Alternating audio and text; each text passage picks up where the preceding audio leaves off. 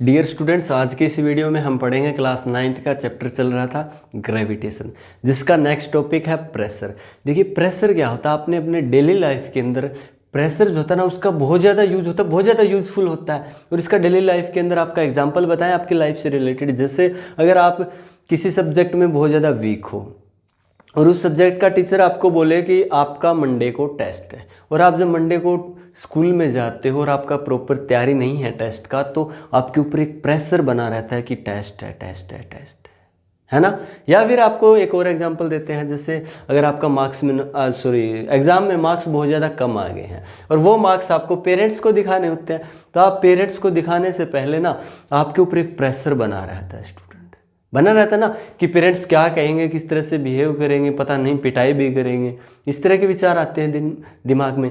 या एक और एग्जांपल बताएं बढ़िया, जैसे अगर अभी कोरोना चल रहा है, तो अगर आपको पता लगे कि आपके पड़ोस में कोरोना आ गया है, वैसे तो भगवान ना करे कि आपके पड़ोस में कोरोना है, लेकिन हम तो मान रहे हैं, सपोज कीजिए कि आपके पड़ोस में कोरोना आ गया है, तो आपके ऊपर ना बहुत ज़्यादा प्रेशर बन जाता है, प्रेशर बन जाता है ना स्टूडेंट। तो आज हम पढ़ने वाले हैं ना, तो वो इस प्रेशर के बारे में बिल्कुल नहीं पढ़ने वाले स्टूडेंट, ठीक है। आज हम पढ़ने वाले हैं कि साइंस के अंदर प्रेशर क्या होता है, जो कि बहुत ज़्यादा इंटरेस्टिंग टॉपिक है, और इसका जो यूजफुल है, इसके जो एप्लीकेशन है वो और भी ज़्यादा इंटरेस्टिंग है स्टूडेंट। जबकि मैंने अभी जो एग्जांपल बताया ना प्रेशर की, वो एग्जाम्पल आपको बिल्कुल डराने वाले थे, वो एग्जाम्पल चल रहे थे तो आपके दिमाग में पता नहीं क्या क्या चल रहा था, ठीक है। तो उसके बारे में नहीं डिस्कस करेंगे आज। जो प्रेशर पढ़ रहे हैं कि साइंस के अंदर, देखिए बिल्कुल सिंपल सा डेफिनेशन होता है प्रेशर का। प्रेशर क्या होता है साइंस में, फोर्स पर unit area is called pressure, यानी कि जो पर यूनिट एरिया के ऊपर जो फोर्स लग रहा है ना उसको हम प्रेशर कह रहे हैं स्टूडेंट। यानी कि पर यूनिट एरिया के ऊपर जो फोर्स अप्लाई कर रहे हैं ना उसको हम नाम दे रहे हैं प्रेशर का। यानी प्रेशर का फॉर्मूला क्या हुआ, pressure is equal to force upon में एरिया, यानी फोर्स पर unit area is called pressure. Pressure का फॉर्मूला ये आ गया। इसके बाद देखिए प्रेशर को कैपिटल P से डिनोट करते हैं, फोर्स को कैपिटल F से करते हैं, एरिया को A से करते हैं, तो हमारे पास आ गया P is equal to F upon में A। इसके बाद बात करते हैं इसके SI यूनिट की। जैसे फोर्स होता है, फोर्स का SI यूनिट न्यूटन होता है, इसको कैपिटल N से डिनोट करते हैं, यानी फोर्स का मेजरमेंट न्यूटन में करते हैं। वैसे ही जो आपका प्रेशर होता है ना उसका SI यूनिट पास्कल होता है, इसको PA से डिनोट करते हैं स्टूडेंट, और यानी इसका मेजरमेंट जो है वो पास्कल में करते हैं। किसी बॉडी पे हम कहेंगे कि 10 पास्कल प्रेशर लग रहा है, 20 पास्कल प्रेशर लग रहा है, तो ये इसका SI यूनिट होता है पास्कल। इसके बाद अगर हम बात करें कि 1 पास्कल प्रेशर जो है ना वो कितना होता है, 1 की बात कर रहे हैं, यूनिट की बात कर रहे हैं, इसका मतलब इसका फॉर्मूला क्या होता है, pressure is equal to force पर यूनिट एरिया। अगर प्रेशर हमें 1 पास्कल चाहिए, इसका मतलब प्रेशर के अंदर जो फॉर्मूले में जो चीज़ें यूज हो रही है वो 1 होनी चाहिए, यानी कि फोर्स भी 1 होना चाहिए, एरिया भी 1, तो 1 से 1 कैंसिल हो गया, आंसर कितना आ जाएगा हमारे पास, 1 आ जाएगा। इसलिए 1 पास्कल प्रेशर कब होगा, जब जो फोर्स है वो अगर 1 न्यूटन लग रहा है, एरिया जो है वो 1 मीटर स्क्वायर है, यानी कि 1 newton force 1 metre square area पे लग रहा है, तो उस प्रेशर को बोलेंगे कि वो प्रेशर कितना है, 1 पास्कल प्रेशर है स्टूडेंट। समझ में आ रहा है, अगर 1 newton force 1 metre square area पे अप्लाई हो रहा है, लग रहा है, तो जो प्रेशर है उसका वैल्यू कितना होगा, 1 पास्कल होगा। इसके बाद बात करते हैं थ्रस्ट की। इस चैप्टर के अंदर आपको एक ये नाम सुनने को मिलेगा, थ्रस्ट। थ्रस्ट क्या होता है एक्चुअल में, thrust the force acting on a body perpendicular to its surface is called thrust. देखिए जो थ्रस्ट होता है ना वो एक तरह का फोर्स होता है, थ्रस्ट एक फोर्स है, ये जो फोर्स है वैसे थ्रस्ट भी एक फोर्स है, लेकिन कौन सा, किसी बॉडी के कोई भी बॉडी या किसी भी बॉडी का जो सरफेस है उसके जो परपेंडिकुलर फोर्स लग रहा है ना उसको हम नाम दे रहे हैं थ्रस्ट का। इसलिए देखिए the force acting on a body perpendicular to its surface, यानी किसी बॉडी के सरफेस के जो परपेंडिकुलर फोर्स लग रहा है ना उस फोर्स को नाम दे रहे हैं थ्रस्ट का। अगर थ्रस्ट लिखा है इसका मतलब वो परपेंडिकुलर फोर्स है स्टूडेंट, है फोर्स, थ्रस्ट फोर्स है, लेकिन कौन सा, परपेंडिकुलर फोर्स है स्टूडेंट। इसलिए अगर ये फोर्स है तो प्रेशर के फॉर्मूले में हम अप्लाई करेंगे तो कैसे, pressure is equal to force upon में एरिया, तो यहाँ लिखेंगे pressure is equal to thrust upon में एरिया। थ्रस्ट है, इसका मतलब ये जो फोर्स लग रहा है वो कैसा लग रहा है, परपेंडिकुलर लग रहा है। ये सरफेस है, जैसे इस सरफेस पे फोर्स लग रहा है तो कैसा लगा है, ऐसे लग रहा है, यानी कि उसके सरफेस के परपेंडिकुलर लग रहा है। और एक बात बताएं आपको, जब किसी बॉडी के परपेंडिकुलर फोर्स लगता है ना परपेंडिकुलर डायरेक्शन में, तो वो मैक्सिमम फोर्स लगता है। जैसे ये हैंड है, इस पे अगर फोर्स लगाना है तो ये इसका सरफेस हो गया, तो इसके जो इस तरह से पीछे की तरफ फोर्स लगाना है, तो अगर मैं परपेंडिकुलर फोर्स लगाऊंगा ना वो सबसे ज़्यादा होगा, जबकि इस तरह से लगाऊंगा फोर्स कम लगेगा, इस तरह से लगाऊंगा तो कम लगेगा, जबकि बिल्कुल इस साइड से परपेंडिकुलर फोर्स लगाऊंगा ना तो वो मैक्सिमम लगेगा स्टूडेंट। तो जो मैक्सिमम फोर्स होता है ना, यानी परपेंडिकुलर फोर्स होता है, उसको थ्रस्ट नाम देते हैं। इसलिए प्रेशर वाले फॉर्मूले में फोर्स की जगह आप थ्रस्ट लिख सकते हो, थ्रस्ट मतलब परपेंडिकुलर फोर्स। इसके बाद एसआई यूनिट क्या होता है थ्रस्ट का? जैसे थ्रस्ट तो फोर्स है, एक फोर्स को ही तो थ्रस्ट कह रहे हैं, इसका मतलब जो फोर्स का एसआई यूनिट है थ्रस्ट का भी वही होगा, न्यूटन। तो थ्रस्ट का एसआई यूनिट जो है आपका न्यूटन होता है। तो ये था प्रेशर, ये था थ्रस्ट। अब जो हम बात करेंगे वो इम्पोर्टेंट, यानी कि डेली लाइफ के अंदर हम यूज करते हैं प्रेशर से रिलेटेड जो आपके एप्लीकेशन है उनके बारे में स्टूडेंट। इसके बाद देखिए explanation of some everyday observation on the basis of pressure.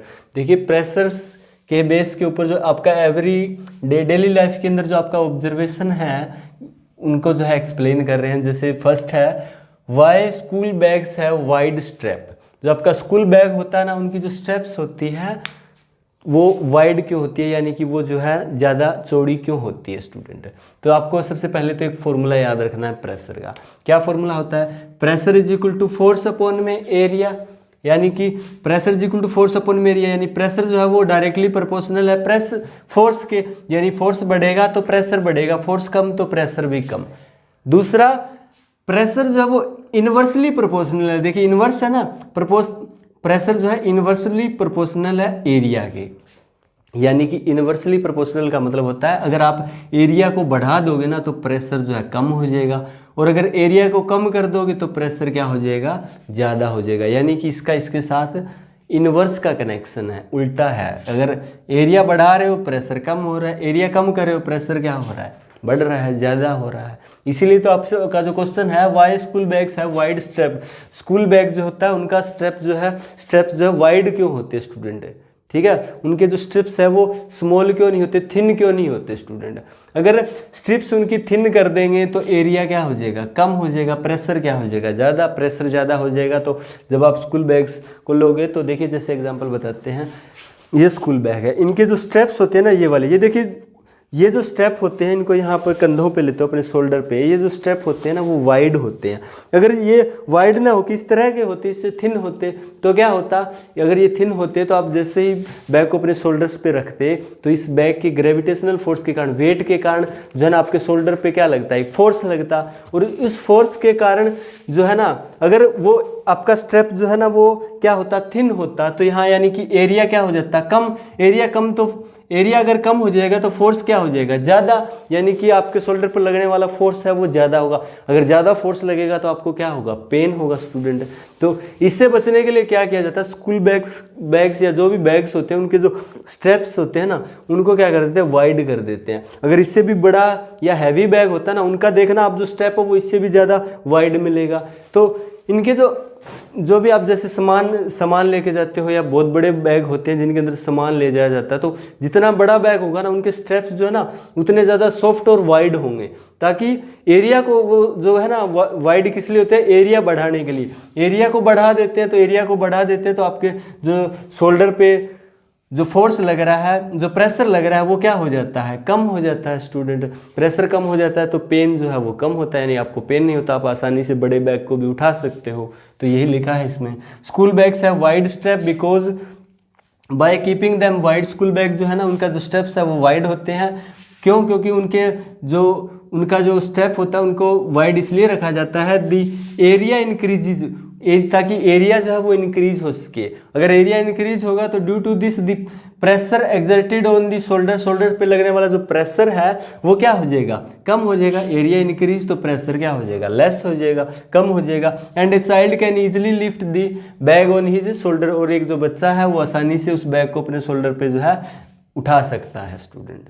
समझ में आया? इसके बाद सेकंड आपका एग्जांपल है why a sharp knife cuts better than a blunt knife. कह रहा है कि अगर आपके पास एक शार्प नाइफ है, शार्प चक्कू है, ठीक है, उससे आप किस चीज़ को काटते हो तो आसानी से जो है बेटर तरीके से आप काट सकते हो ईजिली। लेकिन अगर आपके पास कोई ब्लंट नाइफ है, उससे अगर आप किस चीज़ को काटने की कोशिश करते हो तो उसमें डिफ़िकल्ट उस चीज़ को जो है ना काटने में आपको दिक्कत होती है या डिफ़िकल्टली उस चीज़ को आप काट पाते हो। तो ऐसा क्यों होता है स्टूडेंट, यहाँ भी सेम वही बात आती है। अगर देखिए हमारे पास एक नाइफ है, ये मान लीजिए कि ये नाइफ है और जो आपका शार्प नाइफ की जगह हम ना एक ब्लेड यूज़ कर रहे हैं, ठीक है। ये देखिए ये शार्प हो जाएगा, ये ब्लंट हो जाएगा दोनों के कंपैरिजन में। तो देखिए ये कह रहा है कि अगर हम शार्प नाइफ से किस चीज़ को काटते तो आसानी से कट जाएगा, जबकि ब्लंट नाइफ से नहीं कटेगा। तो इसका देखिए एग्जांपल, अगर ये हैंड है, इस पर अगर मैं इससे फोर्स अप्लाई करूँ, देखिए इससे फोर्स अप्लाई करूँ तो देखिए इस पर फोर्स लग रहा है, यानी कि प्रेशर लग रहा है इस पर, ये जो है इस पर प्रेशर लगा रहा है स्टूडेंट। अगर इतना ही फोर्स या इतना ही प्रेशर मैं इस ब्लेड का इस पे यूज़ करूँगा तो ये जो अब मेरा हैंड है वो क्या हो जाएगा, कट जाएगा, यानी कि इंजरी हो सकता है स्टूडेंट। ऐसा घर पे ट्राई मत कीजिए, आपका एग्जांपल के लिए आपको डायरेक्ट बता रहे हैं स्टूडेंट, ठीक है। तो अगर आप इसका यूज़ करते हो, इस पर इतना फोर्स लगाते हो तो ये कट नहीं होता, जबकि इतना ही फोर्स इससे लगाओगे तो ये कट हो जाएगा। ऐसा क्यों होगा स्टूडेंट, ऐसा इसलिए होगा क्योंकि देखिए आपका जो आप अगर ब्लेड यूज़ कर रहे हो तो उसका जो काटने आगे वाला हिस्सा यानी एरिया है वो क्या है, कम है। एरिया कम है तो प्रेशर क्या लगेगा, ज़्यादा लगेगा। प्रेशर ज़्यादा लगेगा तो आसानी से कट हो जाएगा। जबकि उतना ही फोर्स अगर आप नाइफ पे लगा रहे हो, चाकू पे लगा रहे हो तो कट नहीं हो रहा है। क्यों, क्योंकि उसका जो एरिया है, वो जिस एरिया पे फोर्स लग रहा है वो एरिया क्या है, ज़्यादा। एरिया ज़्यादा तो प्रेशर क्या हो गया, कम हो गया। प्रेशर कम हो गया तो उस चीज़ को आसानी से काट नहीं पाओगे आप। समझ में आ रहा है ना बात। तो क्या लिखोगे, because sharp knife has a very thin edge to its blade. जो आपका बिकॉज जो शार्प नाइफ होता है उसका जो एज होता है वो जो है ना बिल्कुल थिन होता है ब्लेड का, ठीक है। The force of our hands falls over a very small area of the object. जो आपका फोर्स लगा रहे हो अपनी हैंड्स से, उसके ऊपर जो वो है बिल्कुल स्मॉल एरिया पे लग रहा है उस ऑब्जेक्ट पे, विच प्रोड्यूसिंग ए लार्ज प्रेशर। अगर फोर्स जो है ना एरिया जो है अगर स्मॉल एरिया पे फोर्स लग रहा है तो आपका जो प्रेशर होगा वो क्या होगा, ज़्यादा होगा। Which produces a large pressure and cut off the object, और जिससे जो ऑब्जेक्ट है वो आसानी से कट हो जाएगा। जबकि आप on the other hand A blunt knife use करते हो तो उसका एज जो है वो थिकर होता है, थिकर होता है। तो जिससे क्या होता है, the force of our hands falls over the large area of the object. उस ऑब्जेक्ट पे लगने वाला जो फोर्स है वो लार्ज एरिया पे लगता है। लार्ज एरिया पे लगता है तो जो प्रेशर होता है वो लेस प्रोड्यूस होता है। लेस प्रेशर होगा तो जो ऑब्जेक्ट होगा वो आसानी से कट नहीं होगा स्टूडेंट। समझ में आ रहा है ना ये बातें। यानी कि हर एक चीज़ में यही बताया गया है कि अगर आप एरिया को ज़्यादा कर देते हो तो प्रेशर आपका कम हो जाएगा स्टूडेंट। अगर एरिया को कम कर देते हो तो प्रेशर जो है वो इंक्रीज हो जाएगा, बढ़ जाएगा। इसके बाद नेक्स्ट एप्लीकेशन है why the tip of a needle is sharp. देखिए आपका जो कोई भी नीडल है उसका जो टिप होता है वो शार्प क्यों होता है स्टूडेंट। देखिए आपको बता देते हैं, ये नीडल है, ठीक है। इस नीडल का देखिए जो आपका टिप होगा ना आगे वाला हिस्सा ये बहुत ज़्यादा शार्प होगा, जबकि ये जो बाकी का हिस्सा है या जो बैक साइड वाला हिस्सा ये इतना जो है शार्प नहीं होता। क्यों ये हिस्सा शार्प क्यों होता है, क्योंकि देखिए अगर आपके पास कोई नीडल है, नीडल का यूज़ किस लिए करते हैं कि कपड़ों को सिलने के लिए। तो सबसे पहले क्या करना पड़ेगा, इसको क्या करना पड़ेगा, कपड़े को जो पार करना पड़ेगा, यानी कि कपड़े को सिलना है तो कपड़े के अंदर से जाना पड़ेगा इसको। तो क्या करना पड़ता है, इसका जो टिप है वो बिल्कुल शार्प करने का मतलब इसका जो एरिया है जो कि उस कपड़े के कांटेक्ट में आएगा वो वाला एरिया जो है वो क्या कर देते हैं, कम कर देते हैं। और आपको अच्छे से पता है स्टूडेंट प्रेशर क्या होता है, pressure is equal to force upon में एरिया। एरिया कम कर देंगे तो प्रेशर क्या होगा, ज़्यादा।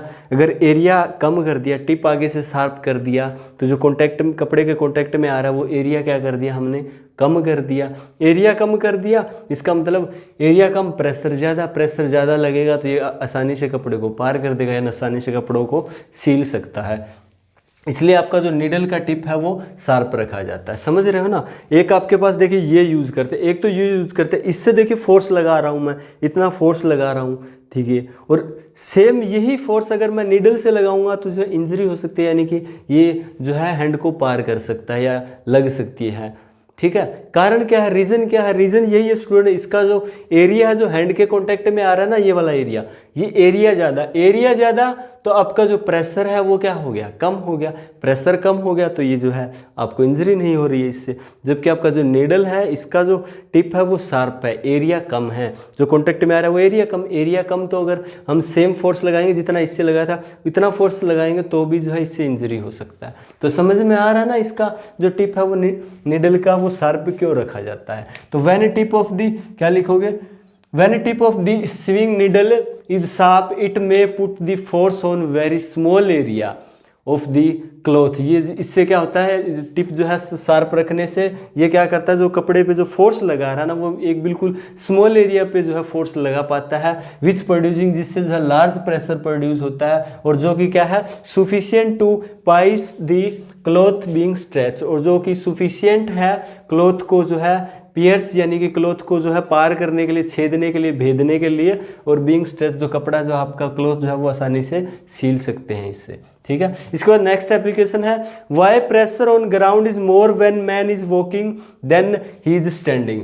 कह रहा है कि अगर आप ग्राउंड के ऊपर अगर आप रेस्ट में हो, खड़े हो इस तरह से, तो जो प्रेशर लग रहा है ना वो कम है। जबकि आप ग्राउंड पे अगर दौड़ रहे हो ना तो जो ग्राउंड पे जो प्रेशर लग रहा है ना वो ज़्यादा है। समझ रहे हो, अगर आप ग्राउंड पे दौड़ रहे हो तो कह रहा है कि प्रेशर ग्राउंड पे ज़्यादा लग रहा है। अगर आप ग्राउंड पे आसानी से रेस्ट पे खड़े हो इस तरह से तो आपका जो प्रेशर लग रहा है ग्राउंड पे वो कम लग रहा है आपकी बॉडी की वजह से। क्यों, ऐसा क्यों, हमें पता है। देखिए जब हम दौड़ते हैं तो देखिए जिस तरह से दौड़ते हैं तो क्या करते हैं, ग्राउंड पे फोर्स लगाते हैं। यानी कि अगर दौड़ रहे हैं तो हमारा एक पाँव जमीन पे रहता है, एक ऊपर रहता है, ऐसा ही रहता है ना, एक पाँव लेते हैं दूसरा तीसरा इस तरह से, तो एक पाँव जो है जमीन पे रहता है और ग्राउंड पे रहता है, यानी वो एक पाँव ग्राउंड पे एक ऊपर है। इसका मतलब अगर हम ऐसा कुछ है कि हम एक पैर से ग्राउंड पे फोर्स लगा रहे हैं, यानी कि हमारी बॉडी की वजह से या हमारी बॉडी का जो वेट है उसकी वजह से नीचे की तरफ फोर्स लग रहा है, और सारा फोर्स सिर्फ एक पंजे की तरफ से या एक हमारा जो फीट है, एक फीट है उसकी वजह से लग रहा है।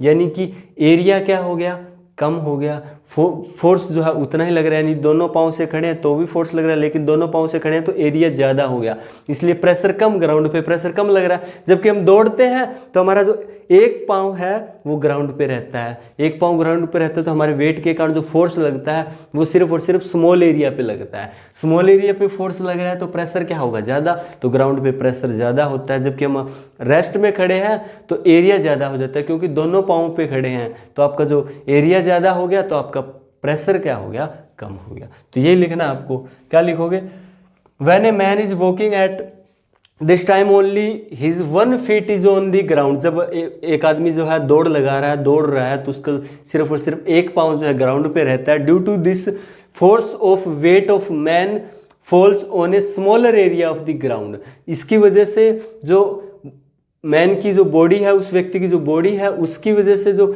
फोर्स लग रहा है, वेट की वजह से जो फोर्स लग रहा है ना वो स्मॉलर एरिया पे लग रहा है ग्राउंड के, जो क्या कर रहा है, जो प्रोड्यूस कर रहा है मोर प्रेशर, यानी कि लार्ज प्रेशर जो है ग्राउंड पे प्रोड्यूस कर रहा है। ऑन द अदर हैंड, जबकि दूसरी और when the man is standing, जब वो व्यक्ति जो है रेस्ट में है, कहीं खड़ा है, then both of his feet are on ground, उसके दोनों पाँव जो है ग्राउंड पे होते हैं, जिसकी वजह से due to this the force, जो उसकी वेट की वजह से जो फोर्स लग रहा है ना मैन की वजह से, वो जो है एक लार्ज एरिया पे लग रहा है। लार्ज एरिया मतलब अगर लार्ज एरिया तो उस ग्राउंड पे जो प्रेशर है वो क्या होगा, लेस होगा स्टूडेंट। इसके बाद नेक्स्ट एप्लीकेशन है इसका, why the depression is much more when a man stands on the cushion soften then when he lies down on it। कह रहा है कि अगर आप किसी सोफे के ऊपर या आपका जो डबल बेड का गद्दा होता है उस गद्दे के ऊपर अगर आप खड़े हो, है ना, अगर आप खड़े हो तो जो है डिप्रेशन या जो प्रेशर जो है